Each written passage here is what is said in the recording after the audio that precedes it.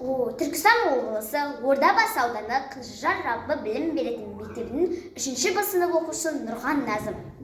Мұхағали Мақатай: шеше сен бақыттысың, шеше сен бақыттысың, жыламағын, жай түсіп жатқанда да құламадың. Тәңірден мен едім ғой сұрағаның, сондықтан жыламағын, бармын ғой, тірімін ғой, қасындамын. Өлмеймін, мен өзінде асылданмын, таусылып өз-өзінде шашылмағын, байырға берекенді қашырмағын.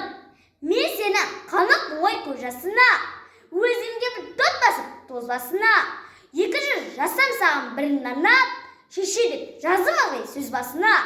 Тәңірім, кеше көрсең кесірімді, аспанға жазам сенің есіміңді. Шеше сен бақыттысың, тербете бер, қубатталдан иілген бесігімді.